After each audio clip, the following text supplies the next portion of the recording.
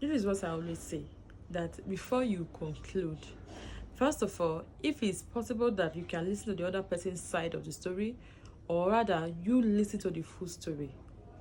You understand? Because you, by now everybody understand that many bloggers, all they are interested of is their traffic and the money they want to make on social media.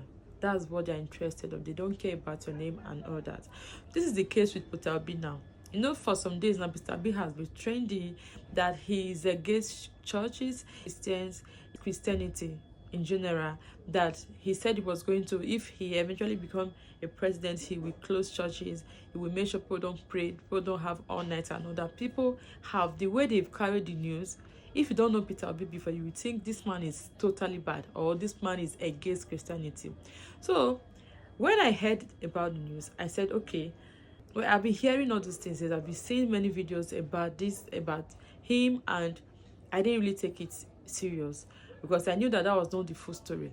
So until some pastors started coming outside to advise him that this thing you said was wrong, you shouldn't have put it like that, that as far as you are a Christian, that night vigils are important, prayers are important. I was just seeing all those things, even though that the phrase was against those pastors. Some celebrities were also coming for those pastors, saying they are trying to take their daily bread, that's why they are angry, and so many talks were going on. So I decided to go and listen to the podcast. So I went on YouTube and I saw the Honest Bunch podcast. That was where the interview was had. So I listened. See, the podcast was so interesting. You can go and watch it. It was 2 hours 30 minutes. The first thing that shocked me now is, among the whole things that Peter Obi discussed with those people, how come that's the only thing that is trending? That's number one.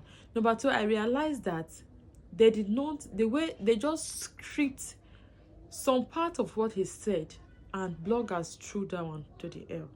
So that is the one that is trending.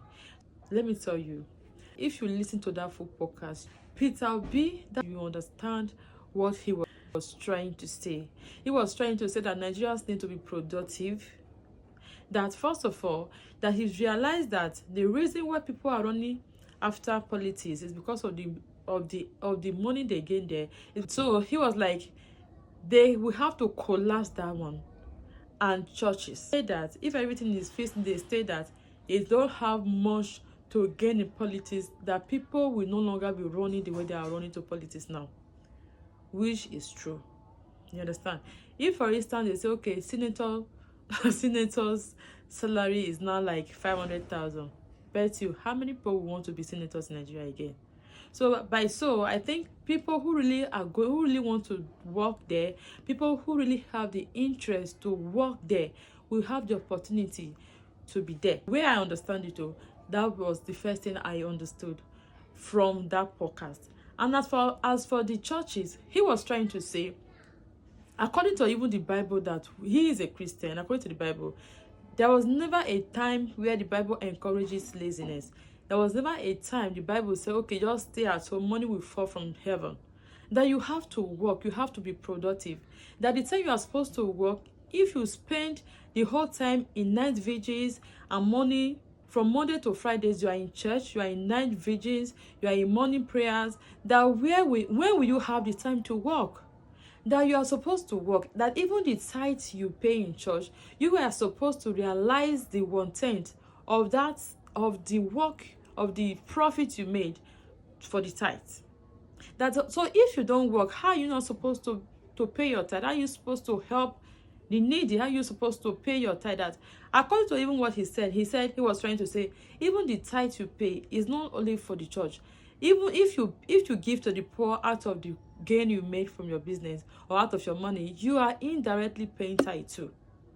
So I don't really see what he said wrong. I didn't, because the people that are just carrying this thing around, that are trying to spread that guy's name, that man's name, they are the people who did not listen to the full podcast.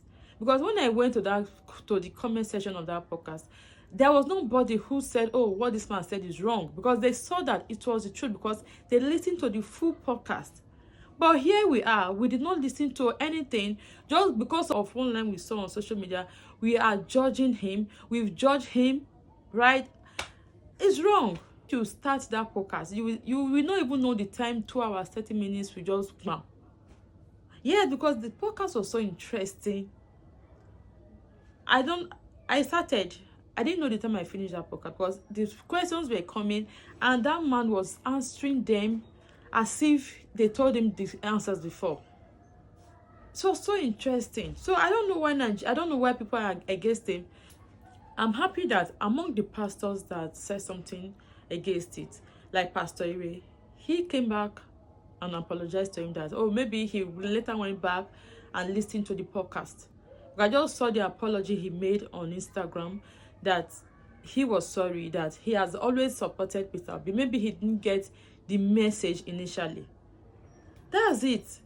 How can you gain if you don't work?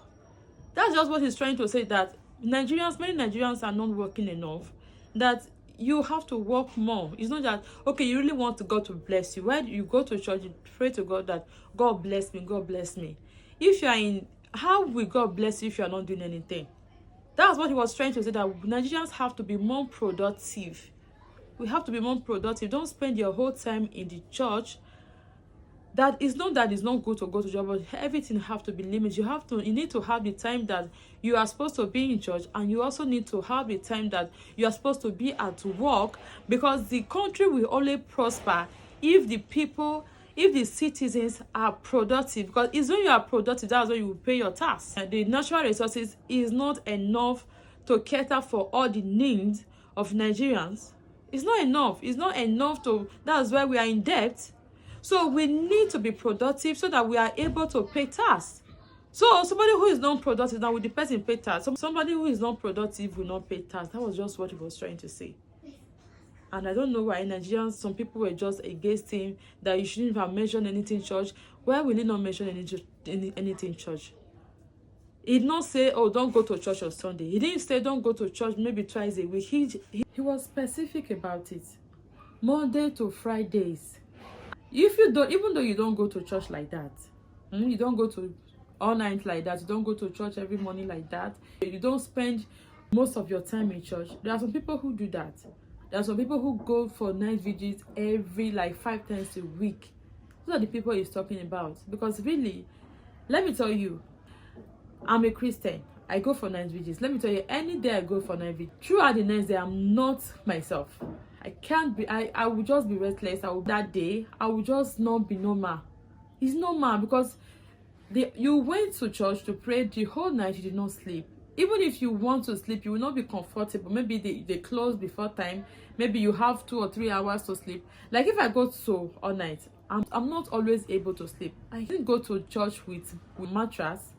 You have to sleep on the floor, and if you are not the type that sleep on the floor every time, you will not be comfortable like me. So the thing is, whenever I go for all night, I don't always sleep. Even if I will sleep in the all night, maybe even though we close on time, it's not always more than 30 minutes, 1 hour. So throughout that next day, I will not be myself.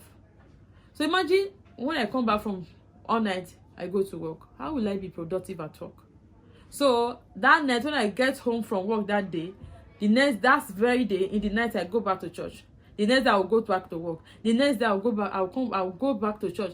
So that's what he's trying to say, that it will not really work.